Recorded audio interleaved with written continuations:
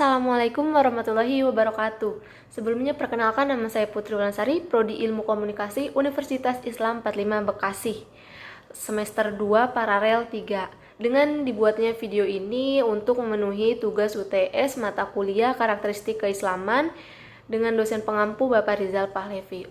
Di sini saya akan memaparkan beberapa materi yang sudah diberikan. Untuk materi pertama di sini ada macam-macam najis dan tata cara mensucikannya. Nah, sebelum kita melakukan segala bentuk ibadah, keadaan badan haruslah suci dari segala najis. Najis ini merupakan kotoran yang menjadi penyebab terhalangnya suatu ibadah yang dilakukan seseorang sehingga tidak sahnya ibadah yang dilakukan jika badan kita terkena suatu najis.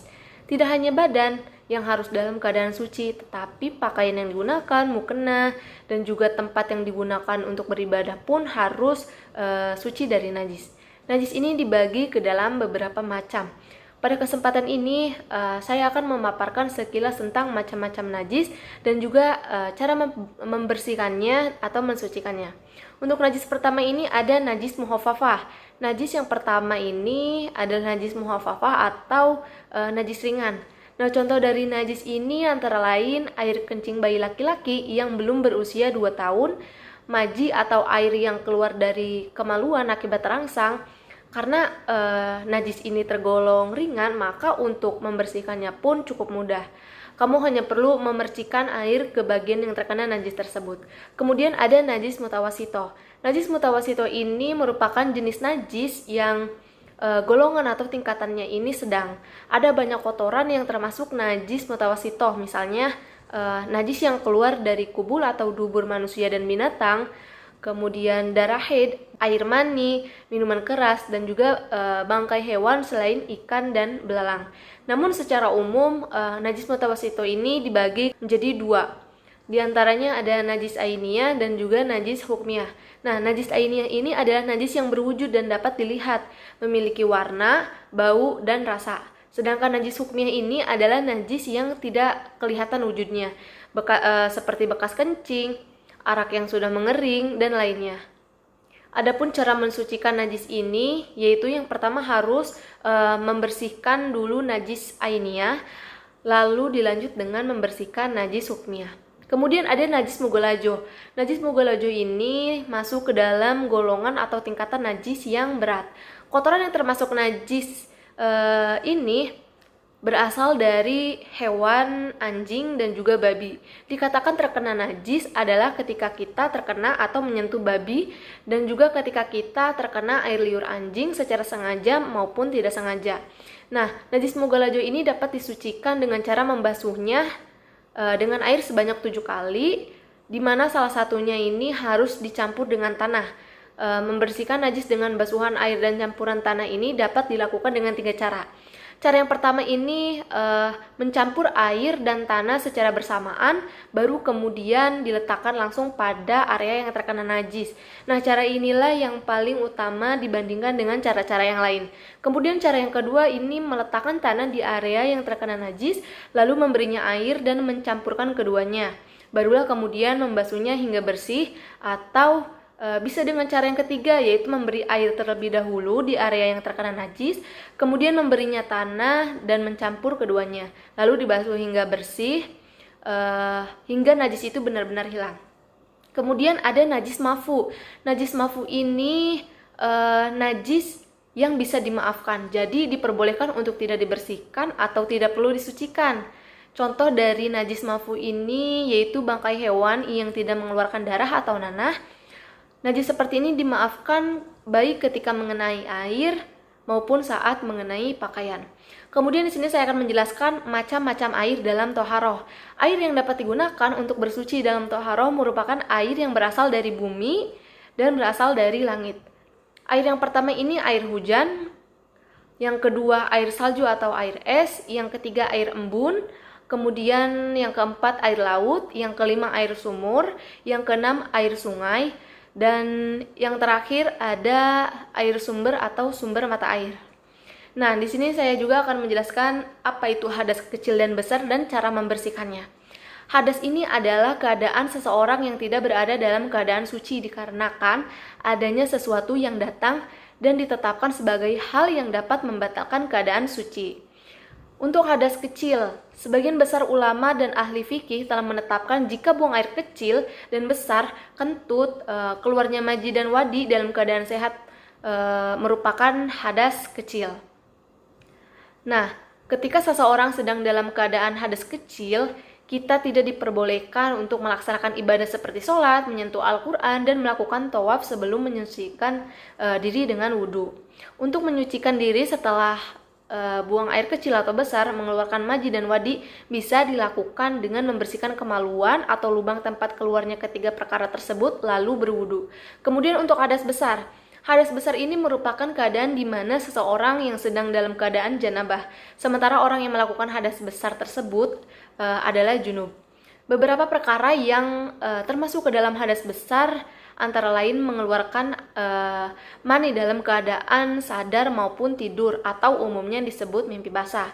Kemudian bersetubuh, nifas, dan juga haid. Bagaimana tata cara bersuci dari hadas besar? Yang pertama, niat terlebih dahulu. Nawaitul ghusla lirofil hadasil akbari minal jinabati fardol lillahi ta'ala.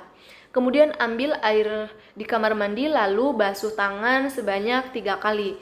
Kemudian bersihkan najis atau kotoran yang menempel pada tubuh, lalu berwudu, kemudian guyur kepala 3 kali bersamaan dengan mengucap niat. Siramkan air ke seluruh badan, dimulai dari bagian kanan, lalu ke kiri. Gosok seluruh badan sebanyak 3 kali, baik depan maupun belakang. Pastikan air membasuh semua bagian kulit, lalu menyiram rambut dan bulu tebal agar kulit terbasuh dengan air. Jika menyentuh kemaluan saat mandi, berwudu kembali di akhir mandi janabah.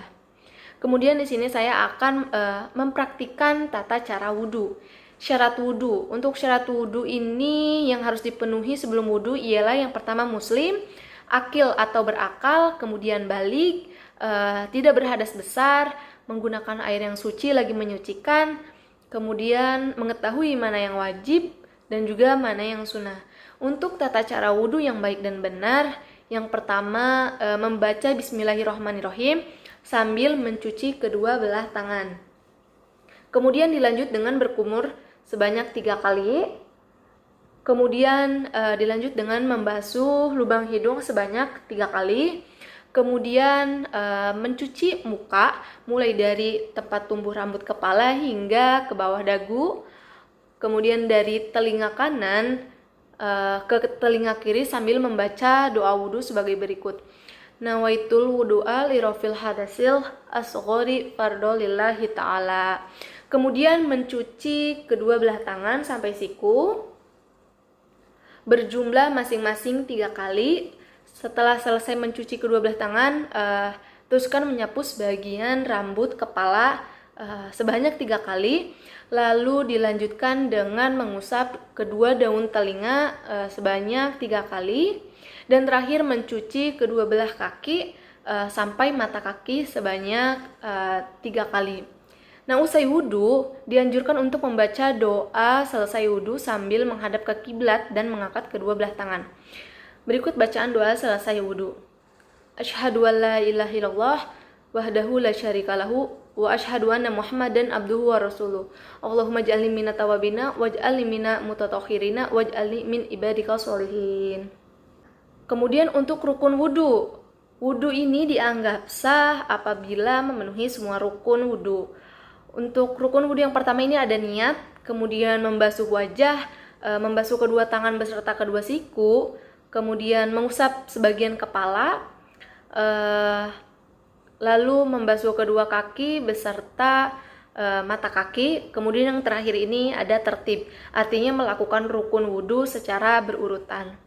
Kemudian di sini saya akan mempraktikkan sholat disertai penjelasan syarat, rukun, sunnah, dan juga hal yang membatalkan sholat fardu. Sholat fardu ini merupakan ibadah yang wajib dilakukan oleh setiap muslim. Syarat seseorang melaksanakan sholat fardu tentunya harus beragama Islam, berakal sehat, sudah balik, mengetahui hukum dan tata cara sholat, bersih dari hadas, dan dalam keadaan sadar. Sholat ini dinyatakan sah apabila dilakukan di kala waktu sudah masuk waktu sholat, menghadap ke kiblat, suci dari hadas besar maupun kecil, menutup aurat, dan mengetahui tata cara sholat. Rukun sholat ini merupakan hal yang wajib yang harus kamu lakukan, artinya jangan sampai ada yang terlewat dalam melaksanakan sholat. Jika ada rukun yang terlewat, maka sholat kamu tidak dianggap sah. Untuk rukun sholat fardu ini ada 13 yang wajib dipenuhi saat sholat. Yang pertama, berdiri bagi yang mampu. Kemudian dilanjut dengan niat dalam hati. Niatkan melakukan sholat hanya karena Allah Subhanahu wa Ta'ala. Bacaan niat umumnya mencakup nama sholat yang dikerjakan, jumlah rakaat, melakukannya karena Allah Subhanahu wa Ta'ala. Kemudian dilanjut dengan takbiratul ihram. Takbiratul ihram adalah bacaan takbir Allahu Akbar saat sholat. Setelah melakukan takbiratul ihram, disunahkan membaca doa iftitah. Allahu Akbar kabiro walhamdulillahi kasiro wa subhanallahi burkota wa asila. Ini wazatu waziyal ilazi fataros samawati wal ardu hanifa muslima wa ma'ana minal musyrikin. Inna salati wa nusuki wa mahyaya wa mamati lillahi rabbil alamin. La syarika lahu wa bijalika amirtu wa ana minal muslimin. Kemudian dilanjut dengan membaca surat Al-Fatihah pada tiap rakaatnya. Kemudian dilanjut dengan surat atau ayat pendek sesudah membaca Al-Fatihah. Kemudian rukun wudhu yang kelima ini ada ruku dan tumaninah. Ruku adalah gerakan membungkukkan badan dengan kedua tangan berada di lutut dengan membaca Subhana rabbiyal azim wa bihamdi sebanyak 3 kali. Kemudian rukun selanjutnya ada iktidal setelah ruku dan tumaninah. Setelah ruku, tegakkan badan untuk beriktidal dengan tumaninah sebelum melakukan sujud. Ketika mengangkat punggungnya dari ruku, Rasulullah SAW tidak membaca takbir, namun membaca Sami Allahu liman hamidah. Setelah tegak berdiri, melanjutkan dengan membaca Rabbana lakal hamdu mil'us samawati wa mil'ul ardi wa mil'u ma syi'ta min syai'in ba'du. Kemudian dilanjut dengan sujud 2 kali dengan tumaninah. Turun sujud dari itidal membaca takbir Allahu Akbar, kemudian membaca doa sujud Subhana rabbiyal a'la wa bihamdi sebanyak 3 kali. Lalu dilanjut dengan duduk di antara 2 sujud dengan tumaninah.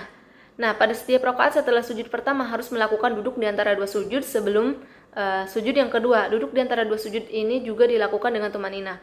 Rabbighfirli warhamni wajburni warfa'ni warjukni wahdini wafini wafu'ani. Kemudian dilanjut dengan duduk tasyahud akhir. Nah, di rakaat terakhir sholat, setiap orang harus melakukan duduk tasyahud akhir sebelum salam. Kemudian dilanjut dengan membaca tasyahud akhir. Maka membaca bacaan tasyahud akhir, at-tahiyatul mubarakatus, sholawatut taibatu lillah, assalamu alaika ayyuhan nabi wa rahmatullahi wa barakatuh, assalamu alaina wa ala ibadillahi sholihin, asyhadu alla ilaha illallah wa asyhadu anna muhammadar rasulullah. Kemudian dilanjut dengan membaca sholawat nabi pada tasyahud akhir. At-tahiyatul mubarakatuh sholawatu tayyibatulillah, assalamu alaika ayyuhan nabiyyu wa rahmatullahi wa barakatuh, assalamu alaina wa ala ibadillahi sholihin, asyhadu alla ilaha illallah wa asyhadu anna muhammadar rasulullah. Allahumma sholli ala sayyidina Muhammad wa ala ali sayyidina Muhammad kama sholaita ala sayyidina Ibrahim wa ala ali sayyidina Ibrahim kama barik ala sayyidina Muhammad wa ala ali sayyidina Muhammad kama barakta ala sayyidina Ibrahim wa ala ali sayyidina Ibrahim fil alamin innaka Hamidum Majid. Kemudian dilanjut dengan membaca salam, menggerakkan kepala ke kanan dan ke kiri, assalamualaikum warahmatullah, assalamualaikum warahmatullah. Dan rukun sholat yang terakhir adalah tertib, yaitu melakukan rukun secara berurutan. Bagaimana dengan sholat sunnah? Tata cara dan rukun sholatnya sama, hanya berbeda dalam niatnya. Jika sholat fardu hukumnya wajib dikerjakan mendapat pahala, tidak dikerjakan mendapatkan dosa. Sebaliknya jika sholat sunnah hukumnya sunnah, jika dikerjakan mendapat pahala dan tidak dikerjakan tidak mendapatkan dosa. Setelah mengetahui rukun dan syarat melaksanakan sholat fardu, kiranya wajib pula untuk mengetahui hal-hal yang membatalkan sholat agar sholat dapat diterima oleh Allah Subhanahu wa Ta'ala. Yang pertama, meninggalkan salah satu rukun sholat dengan sengaja. Kedua, terkena najis yang tidak dimaafkan. Kemudian terbukanya aurat. Lalu ada membelakangi kiblat, berkata-kata dengan sengaja, mengubah niat sholat, lalu mendahului imamnya 2 rukun jika sholat itu berjamaah. Kemudian makan atau minum saat sholat, tertawa terbahak-bahak, bergerak berturut-turut 3 kali atau lebih, dan yang terakhir ini murtad. Kemudian di sini saya akan menjelaskan syarat, rukun, sunnah, dan hal yang membatalkan puasa Ramadan. Nah, puasa Ramadan ini termasuk ibadah yang wajib yang sudah dijelaskan melalui firman Allah Subhanahu wa taala dalam Quran surah Al-Baqarah ayat 183. Hai orang-orang yang beriman, diwajibkan atas kamu berpuasa sebagaimana diwajibkan atas orang-orang sebelum kamu agar kamu bertakwa. Nah, saat menunaikan ibadah puasa Ramadan, umat Islam ini wajib menahan diri dari lapar, dahaga, serta aneka perbuatan yang dapat membatalkan, mulai dari terbitnya fajar sampai terbenamnya matahari. Kemudian ada beberapa syarat wajib puasa yang perlu kita ketahui. Yang pertama, mempunyai keyakinan Islam atau beragama Islam, lalu telah melalui masa baligh atau telah mencapai umur yang dewasa, lalu mempunyai akal, sehat jasmani dan juga rohani, bukan seorang musafir atau sedang melakukan perjalanan jauh, kemudian suci dari haid dan nifas, dan mampu atau kuat melaksanakan ibadah puasa Ramadan. Kemudian rukun dan sunnah puasa Ramadan. Untuk rukun ini ada niat dan juga menahan diri. Kemudian hal yang disunahkan ketika berpuasa itu yang pertama sahur, kemudian segera berbuka saat waktu buka puasa, lalu membaca doa buka puasa, berbuka dengan yang manis-manis, memberi makan pada orang yang berbuka, lalu memperbanyak ibadah, bersedekah, dan masih banyak lagi. Kemudian hal yang membatalkan puasa, yang pertama ini ada masuknya sesuatu ke dalam mulut, kemudian berhubungan badan, muntah, keluar air mani, kemudian ada haid atau nifas, lalu gila, dan yang terakhir ini murtad. Kemudian di sini saya akan mempraktikkan wirid sesudah sholat, membaca doa kedua orang tua, doa belajar, dan doa setelah sholat fardu. Selepas menunaikan sholat fardu 5 waktu, seseorang dianjurkan meluangkan waktu sebentar untuk berzikir. Yang pertama, membaca istighfar sebanyak 3 kali. Astagfirullahalazim allazi la ilaha illahu wal hayyul qayyum wa atubu ilaih. Kemudian yang kedua, memuji Allah dengan kalimat Allahumma antas salam wa minkas salam tabarakta ya zal zalali wal ikram. Lalu membaca Allahumma la mani'a lima a'taita wa la mu'tiya lima mana'ta wa la yanfa'u zal zadi minka zadu la ilaha illa anta. Kemudian berdoa agar diberi kemampuan untuk berzikir, bersyukur, dan beribadah secara baik kepada Allah. Allahumma anni ala zikrika wa syukrika wa husni ibadatika. Kemudian dilanjut dengan membaca la ilaha illallah wahdahu la syarikalahu lahul mulku wa lahul hamdu yuhyi wa yumitu wa huwa ala kulli syai'in qadir. Kemudian memohon perlindungan dari ganasnya api neraka. Allahumma ajrim minan nar. Kemudian dilanjut dengan membaca ayat kursi. A'udzubillahi minasyaitonirrajim. Bismillahirrahmanirrahim. Allahu la ilaha wal hayyul qayyum la ta'khudhuhu sinatun wa la naum. Lahu ma fis samawati wa ma fil ardi man dzalladzi yasfahu indahu illa bi izni. Ya'lamu ma baina aydihim wa ma khalfahum wa la yuhituna min syai'in min ilmihi illa bima sa. Wasi'a kursiyyuhu samawati wal ardi wa la yahuduhu hifzuhuma wa huwal aliyyul azim. Kemudian dilanjut dengan membaca surat Al-Ikhlas, surat Al-Falaq, surat An-Nas, lalu surat Al-Fatihah. Kemudian membaca tasbih subhanallah sebanyak 33 kali, hamdalah, alhamdulillah sebanyak 33 kali, dan terakhir membaca takbir Allahu Akbar sebanyak 33 kali. Kemudian wirid ditutup dengan doa sesuai dengan harapan masing-masing. Kemudian membaca doa kedua orang tua. Bismillahirrahmanirrahim. Allahumma gfirli wali walidayya warhamhuma kama rabbayani shaghira. Kemudian doa belajar. Raditu billahi robba wa bil islami dina wa bi muhammadin nabiyya wa rasula rabbi zidni ilman warzuqni fahma. Kemudian doa setelah sholat fardu. Bismillahirrahmanirrahim. Alhamdulillahirabbil alamin hamdan yu'afini amahu wa yukafi mazidah ya rabbana lakal hamdu kama yanbaghi li zalali wazikal karim sultanik. Allahumma sholli ala sayyidina Muhammad wa ala ali sayyidina Muhammad. Kemudian di sini saya akan menjelaskan apa yang dimaksud dengan zakat, infak, dan juga sedekah. Zakat ini adalah jumlah harta tertentu yang wajib dikeluarkan oleh orang yang beragama Islam dan diberikan kepada golongan yang berhak menerimanya, yaitu fakir miskin dan sebagainya. Menurut ketentuan yang telah ditetapkan oleh syara, zakat ini merupakan rukun ketiga dari rukun Islam. Zakat ini dapat membersihkan jiwa dari sifat-sifat tercela seperti kikir, tamak, serta sombong. Kemudian ada jenis-jenis dan macam zakat. Zakat ini terbagi ke dalam dua jenis, ada zakat fitrah dan juga zakat mal. Untuk zakat fitrah ini dikeluarkan karena telah menyelesaikan puasa Ramadan. Zakat fitrah ini wajib bagi setiap muslim, baik laki-laki maupun perempuan, dewasa maupun kecil, merdeka ataupun budak. Nah, zakat yang wajib dikeluarkan muslim ini menjelang Idul Fitri pada bulan Ramadan sebesar atau setara dengan 3,5 liter atau 2,5 kg makanan pokok yang ada di daerah bersangkutan. Zakat fitri ini adalah pengeluaran yang wajib dilakukan oleh setiap muslim yang mempunyai kelebihan dari nafkah keluarga yang wajar pada malam hari raya Idul Fitri sebagai tanda syukur kepada Allah karena telah selesai menunaikan ibadah puasa. Kemudian ada zakat mal. Zakat mal ini zakat dari harta yang dimiliki berupa emas, perak, harta perniagaan, biji-bijian, buah-buahan, zakat binatang ternak. Nah, masing-masing jenis ini memiliki perhitungannya sendiri-sendiri. Kemudian, sesuatu dapat disebut mal apabila memenuhi dua syarat berikut. Yang pertama, dapat dimiliki, disimpan, dihimpun, dan dikuasai. Yang kedua, dapat diambil manfaatnya sebagaimana lazimnya.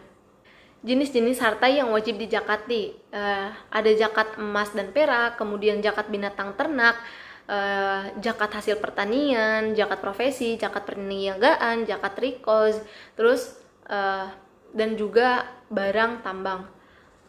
Yang menjadi syarat wajib zakat itu yang pertama muslim, kemudian merdeka, lalu memiliki harta yang mencapai nisab, tidak ada syarat balik, dan sehat jiwa. Artinya bagi anak-anak kecil yang belum balik dan orang yang gila tetap wajib dikeluarkan zakatnya.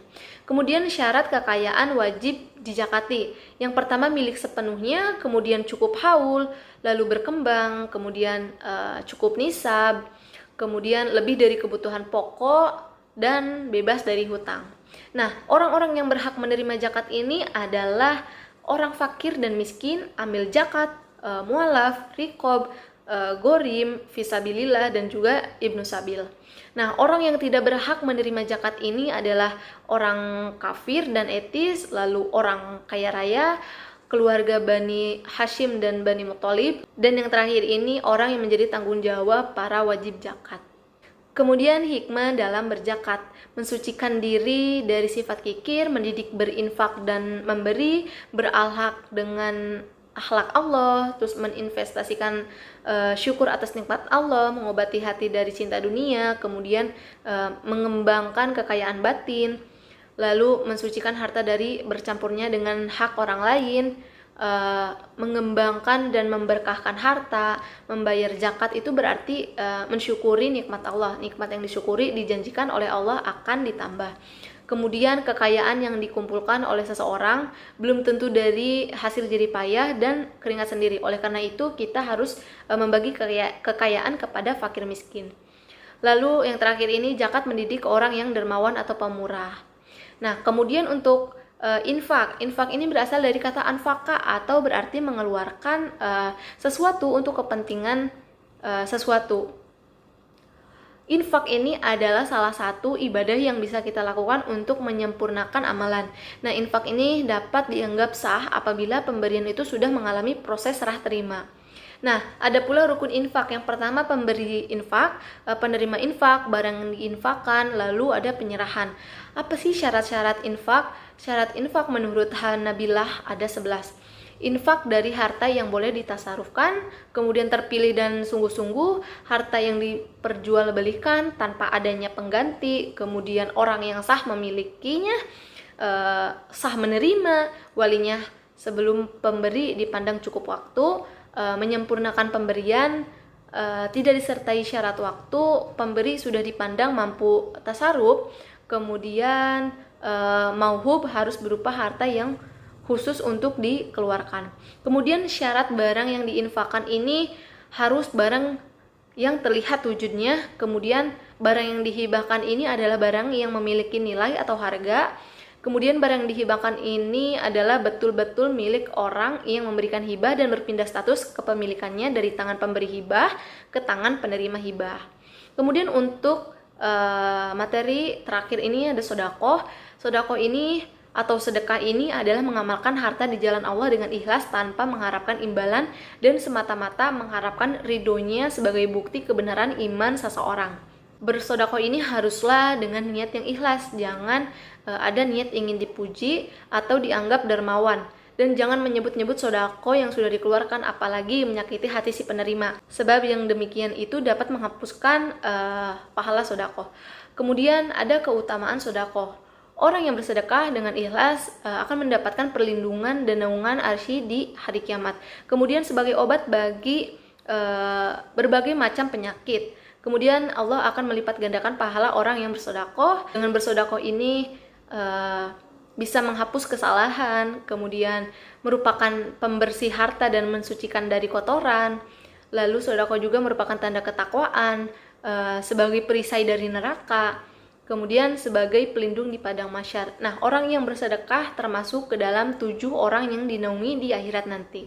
Nah, rukun dan syarat sedekah ini, yang pertama orang yang memberi. Syaratnya orang yang memiliki benda itu dan berhak untuk mentasarufkan. Kemudian orang yang diberi. Syaratnya berhak memiliki, dengan demikian tidak sah memberi kepada anak yang masih dalam kandungan ibunya atau memberi kepada binatang. Kemudian ijab dan qabul. Ijab ialah pernyataan pemberian dari orang yang memberi, sedangkan qabul ialah pernyataan penerimaan dari orang yang menerima pemberian.